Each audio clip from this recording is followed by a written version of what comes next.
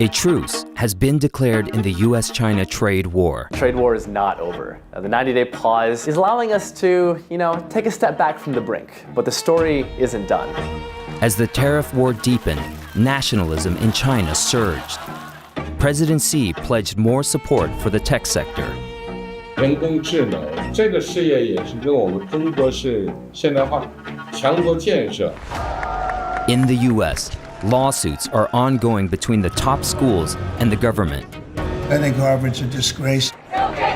Targeting universities in such a blanket way, they might be hurting themselves inadvertently in terms of the longer-term effort to make sure that the United States still dominates in all the critical technologies. As the US and China continue to compete in tech, AI, and international diplomacy, how is the rivalry between superpowers impacting smaller nations? Might makes right, and the big fish eat the little fish. For those little fish in the global south, that's a very distressing proposition. No one should assume that we'll have even just the 90 days of tranquility, because Trump is nothing if not erratic and unpredictable.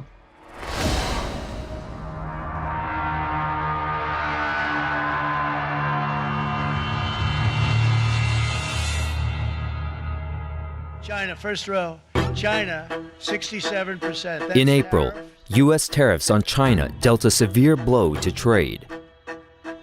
Foreign leaders have stolen our jobs. Foreign cheaters have ransacked our factories.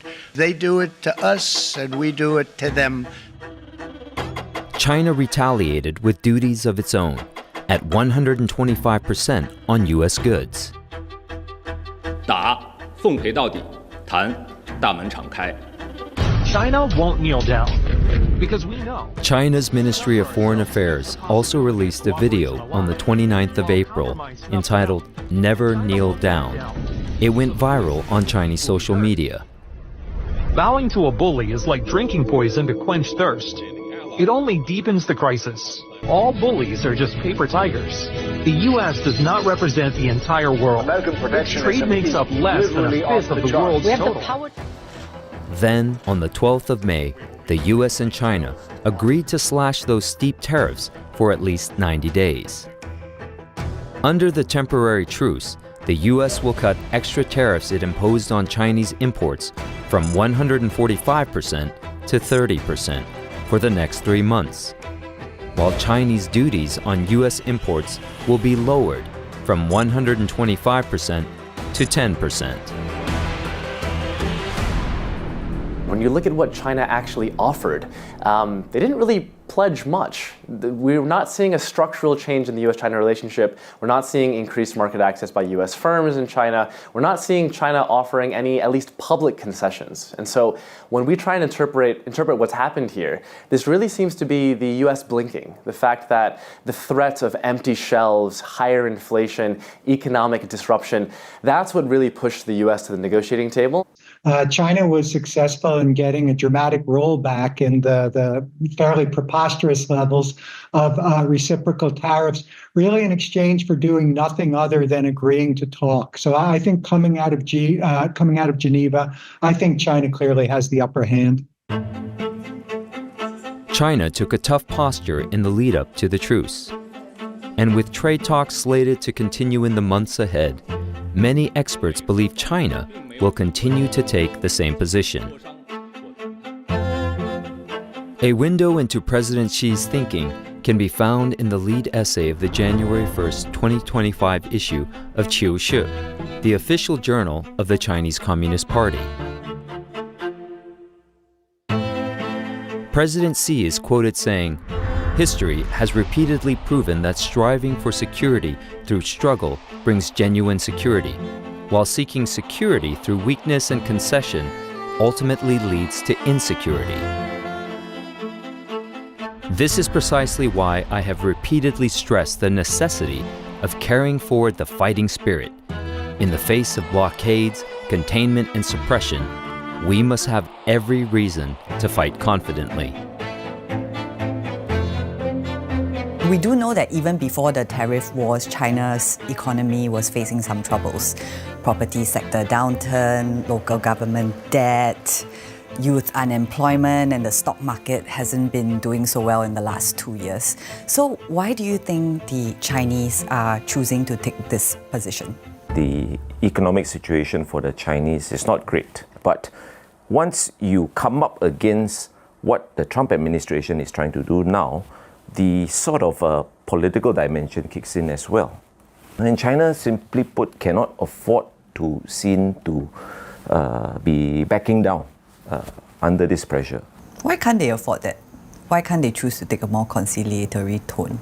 You're talking about a country, a civilization, as they would like to remind us, that has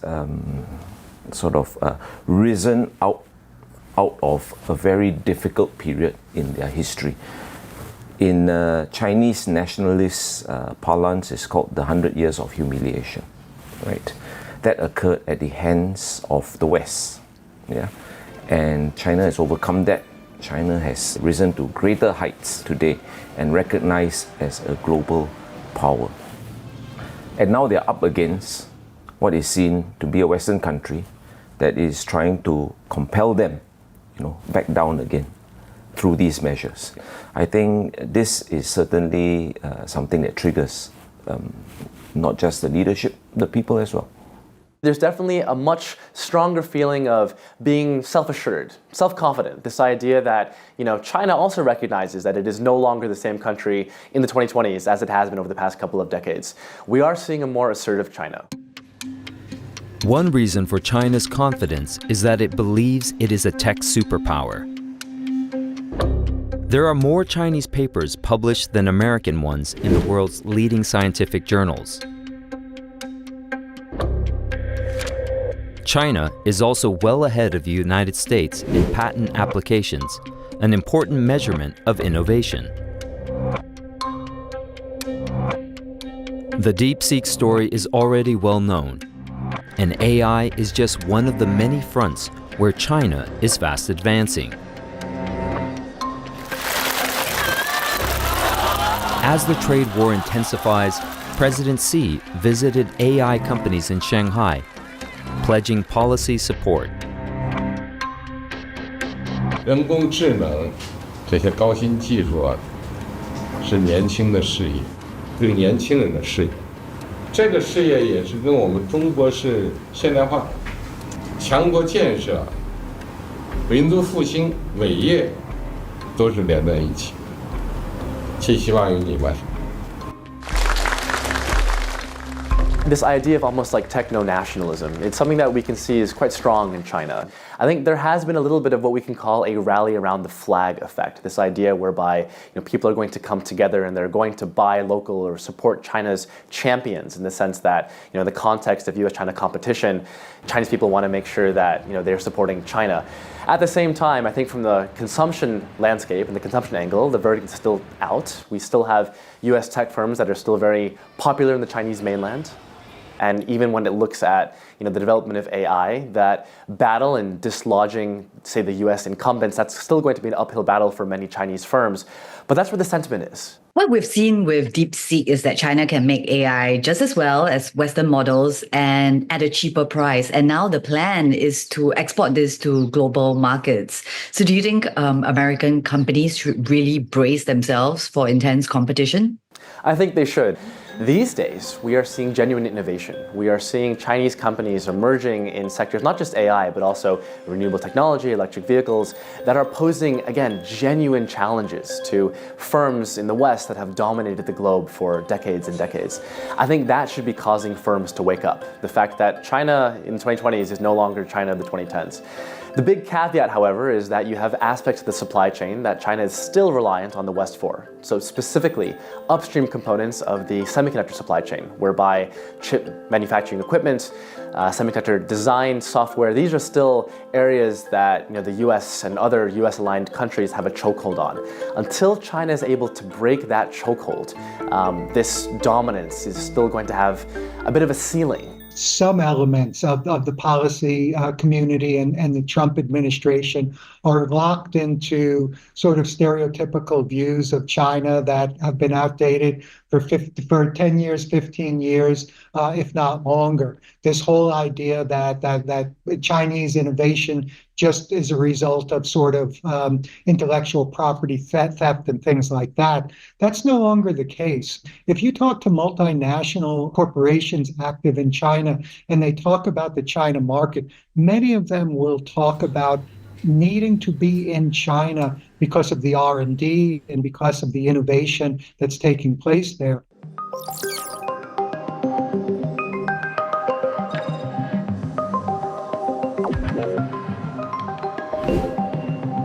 Chinese innovation is on vivid display in its robotics industry.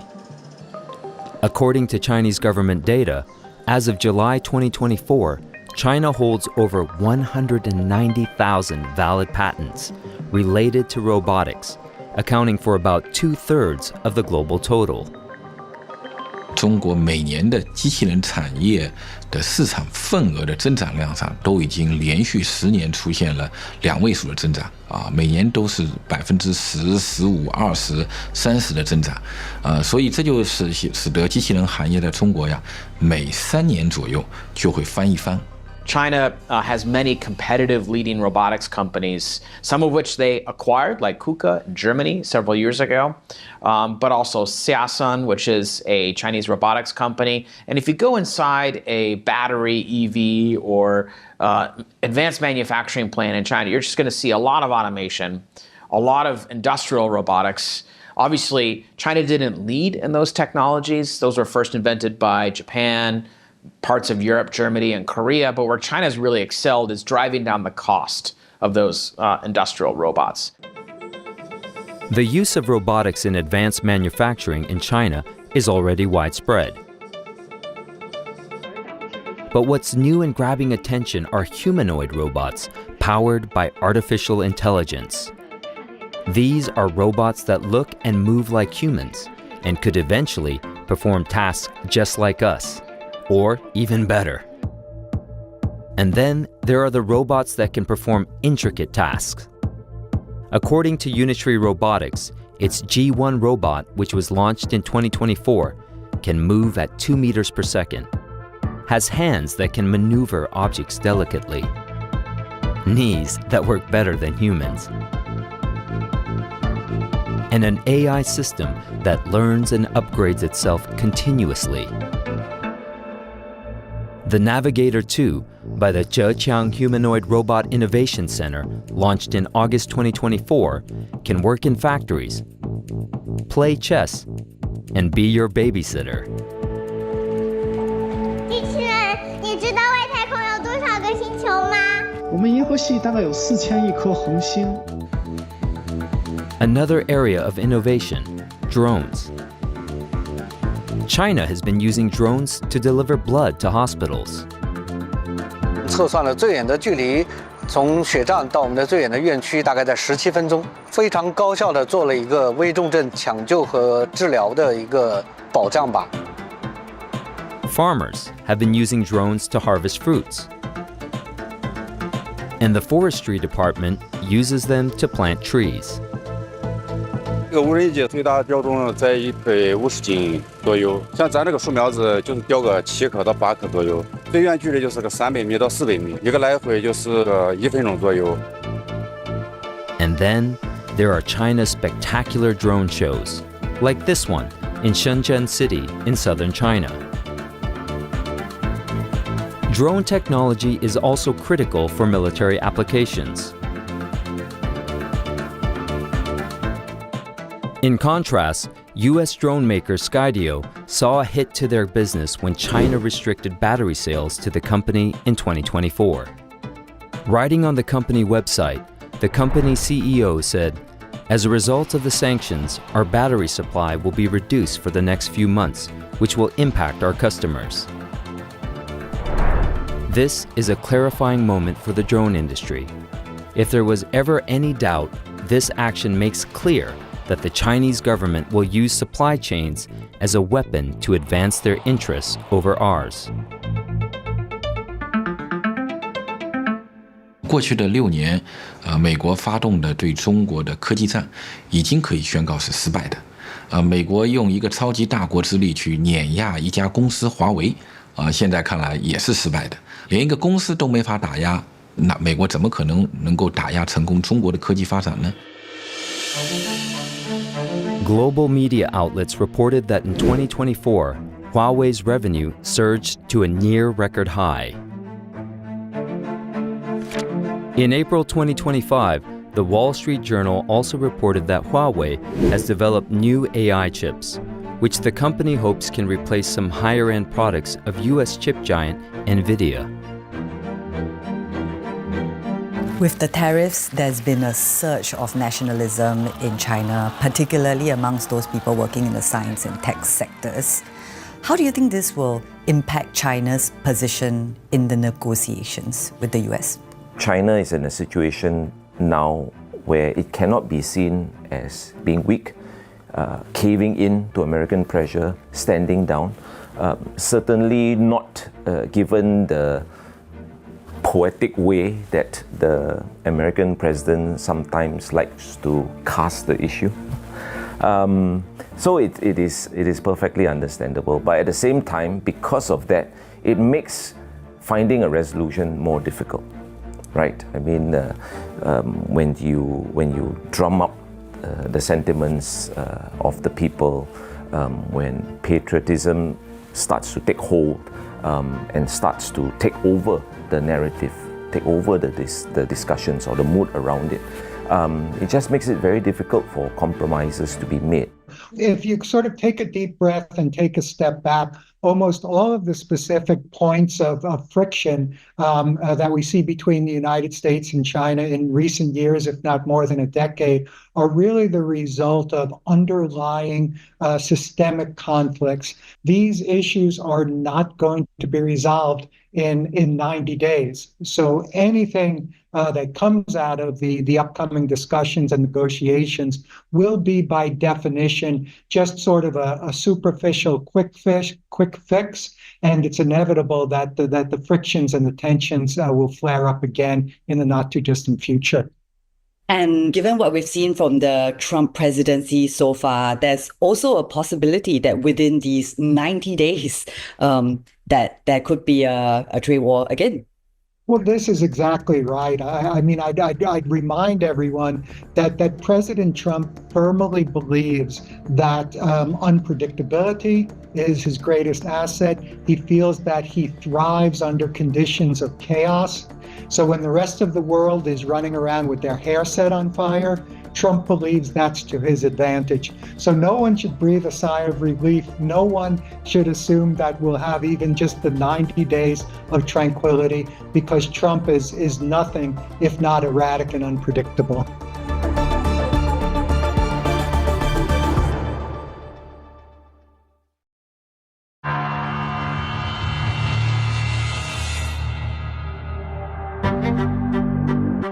The US has some of the top universities in the world, but the Trump administration is waging a war on some of these schools. I think Harvard's a disgrace. I think what they did was a disgrace. They're obviously anti-Semitic.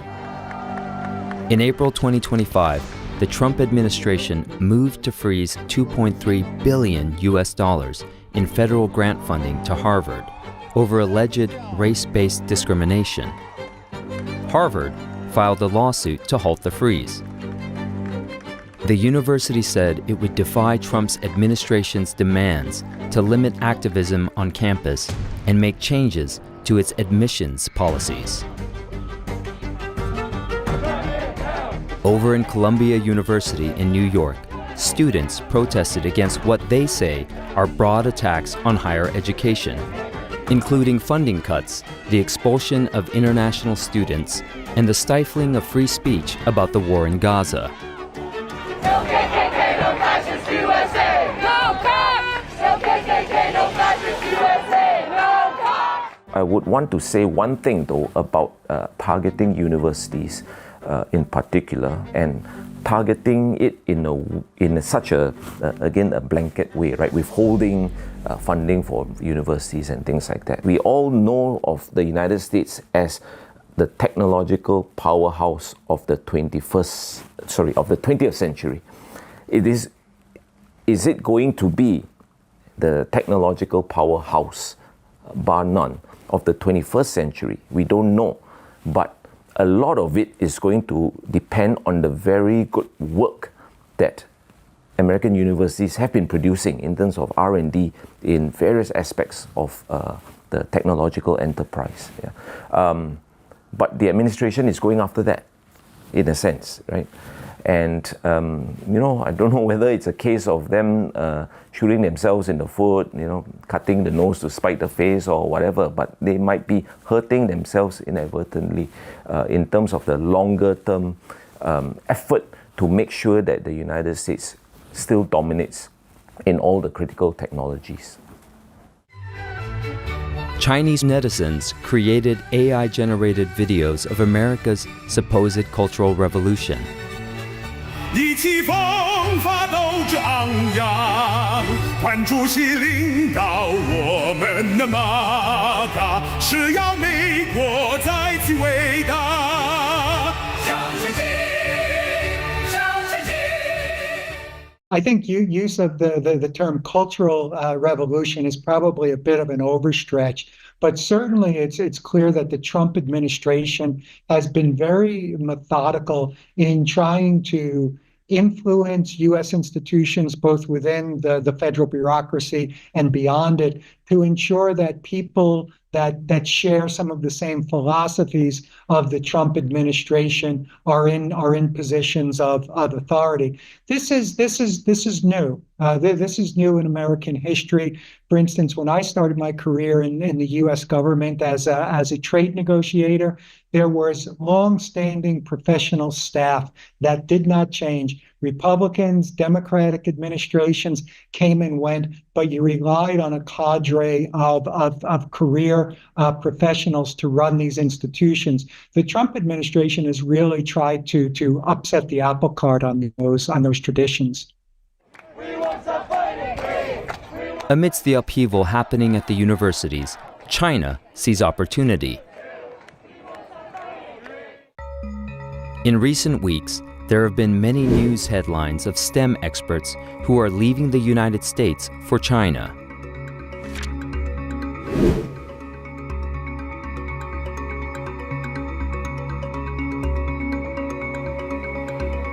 One such STEM expert is Li Qiaohong, who started his company Microclear after completing his PhD in the United States.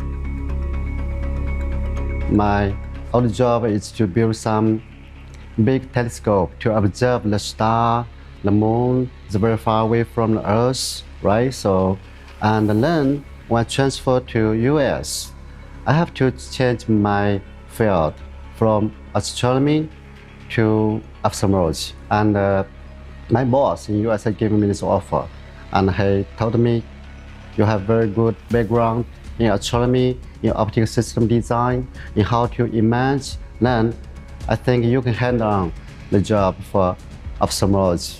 So this is then I transferred to ophthalmology device.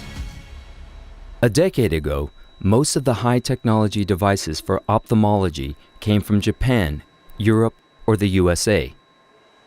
Li and his team wanted to change that. So in this field, you have to work hard.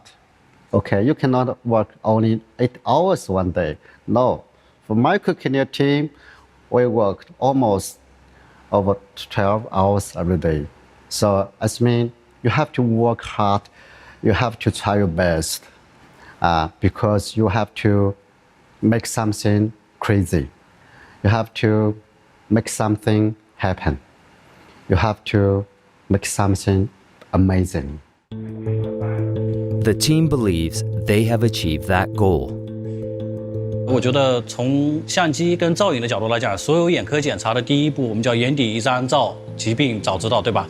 那所有的检查都会去拍眼底照相，意味着我们拍的每一张照片，它的有效成功率都是100%。那对于 AI 读片也好，对于获取成像的这个快捷性也好，对所有的操作的这个医院客户来讲的话，那它提高了它的整个的这个操作效率、检查效率，在有限的时间里面可以检查更多的患者。那从 AI 读片的角度来讲，我们这种单机版的 AI， 我们可以读19个病种。对于目前整个行业来讲，我刚才说的这几项技术都是变革性的创新技术。那这个变革性的创新技术呢，它把我们整个的一个产品对于整个行业的影响，成为了这个行业的领头羊。所以我们在国内呢，推出不到3年的时间里面，我们在造影的领域，我们的市占率呢已经做到了第1。我们在照相领域，我们逐步在替换过去的所有的光学相机，这是未来3到5年不可逆的这样的一个趋势。我们也会成为未来国内的这种超广角激光相机的这样的一个领航者。We started our overseas sales in 2022. So far, we have been exported to 37 countries. Across China, there are many examples of returning talents like Li and his team who are building new companies. Returning professionals are one reason why China is making big strides in technological innovation. While the US cuts university funding, China ramped up investments on research and development and higher education. In 2024, China's R&D expenditures hit 3.61 trillion yuan, an 8.3% year-on-year increase, according to official data cited by a Dalian University report.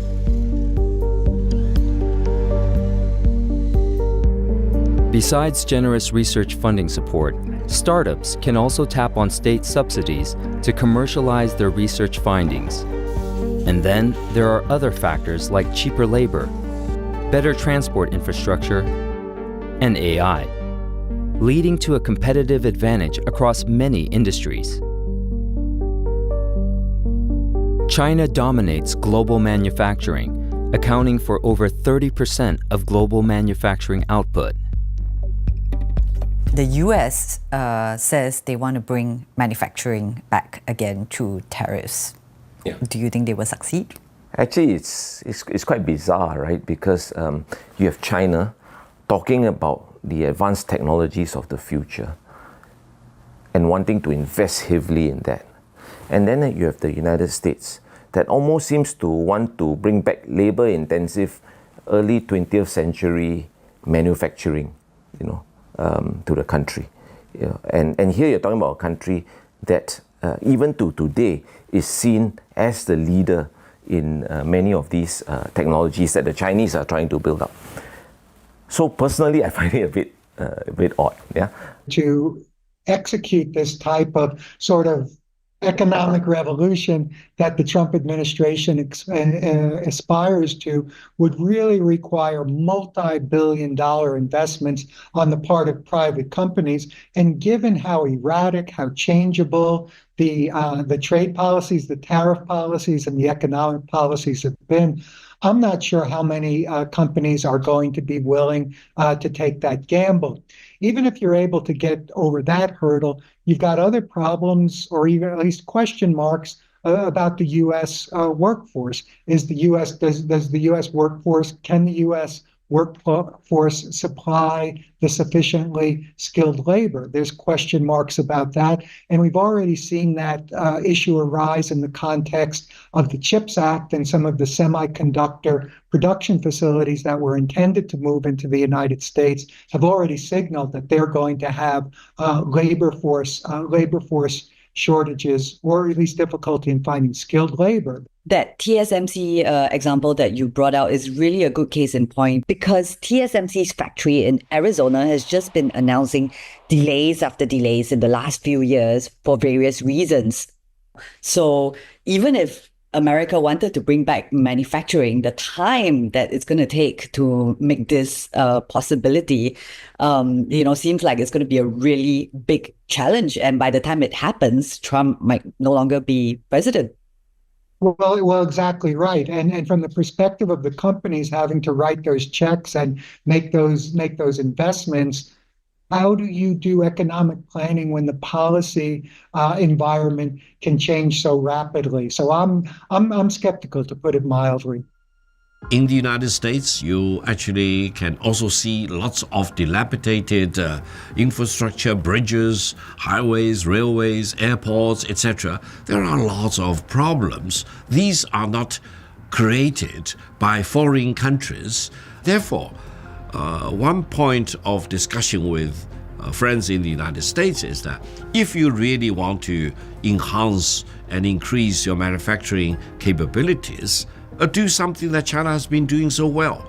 Build up your highway connectivity, railway connectivity, build more high-performance airports, for example, and improve the working quality of your people, the ethics of work, commitment to work, and also create the pro-business environment. And I think greater international cooperation will really help the United States to deal with these real problems in the United States.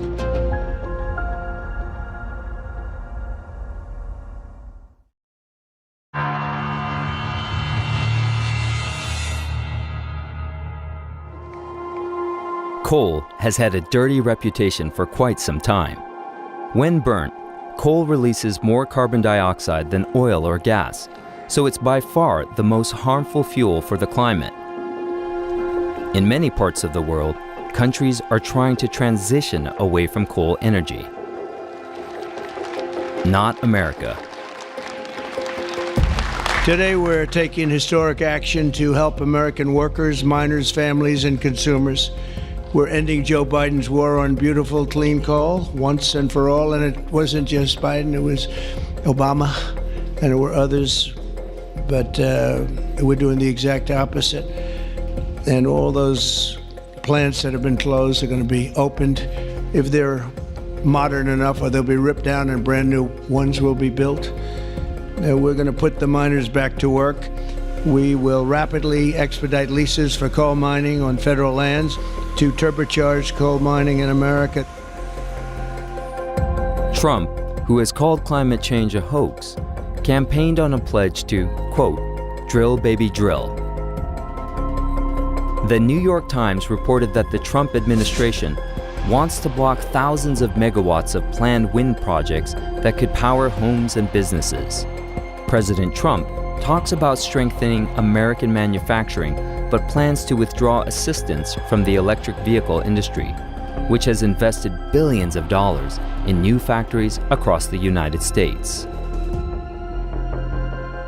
In the short term, if you're going to roll back a whole variety of potentially costly environmental regulations and procedures, pump up the, drill baby drill, as members of the administration frequently like to say, you might actually in the short term end up boosting growth somewhat. But if you accept, as most mainstream scientists do, that over the long term, there's no alternative other than to make this green transition, then over the long term, I think the costs are going to be substantial. China, meanwhile, is powering ahead in its green energy exports.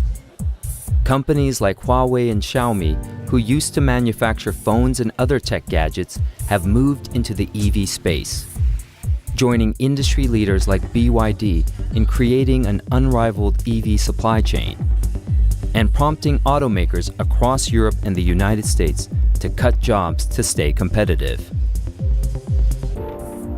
China's solar industry is also powering ahead. Across rural China and even the most remote parts of the country, solar panels could be seen to dot the landscape. In China's cities, solar panels are also spread across rooftops, and they're even on building facades. China installed a record 217 gigawatts of solar panels in 2023. That's more than what the US has ever built in its entire history, and more than in any other country.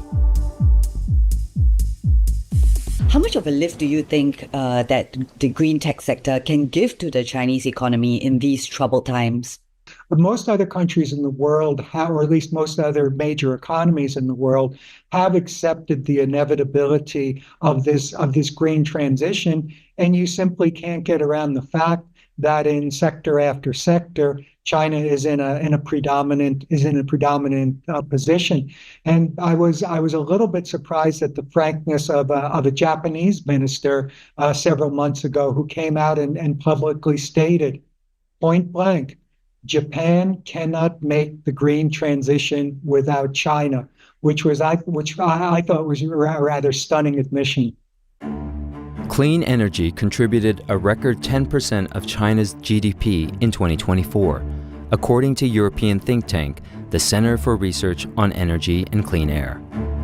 With sales and investments worth 13.6 trillion yuan, the sector has now overtaken real estate sales in value.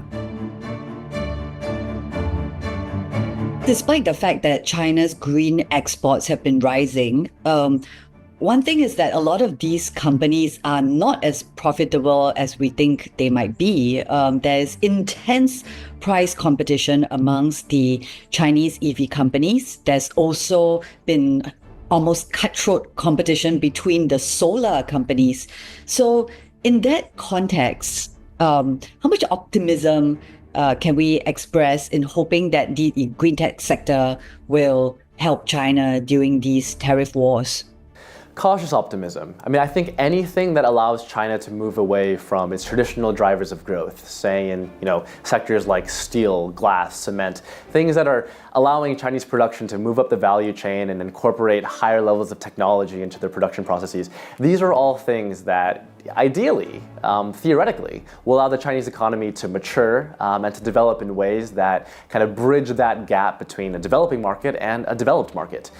All that being said, the price wars in the Chinese market should not be underestimated, and there's a big risk that these price trends could very easily bleed out not into the wider Asian region, but the entire global marketplace. And so these are things that are going to put caps on this potential growth that we can see in China.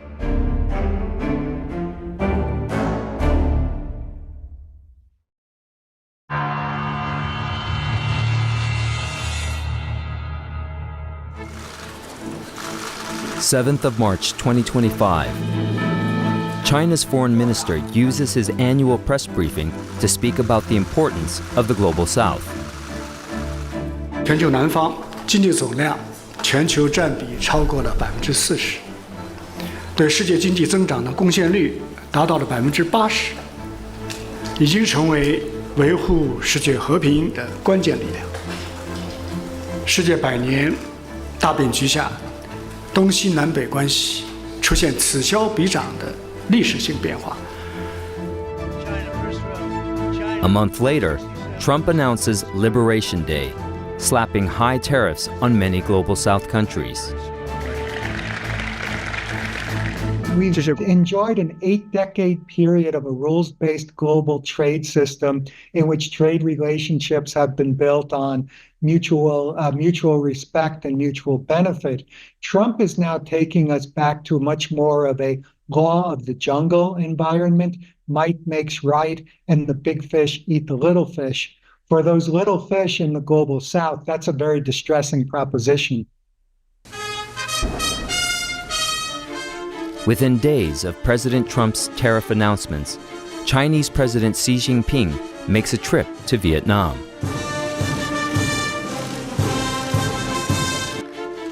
President Xi called on Vietnam to jointly oppose unilateral bullying and uphold the stability of the global free trade system. China and Vietnam signed 45 different cooperation agreements during President Xi's visit, across areas like infrastructure, AI, trade, clean energy, and the digital economy.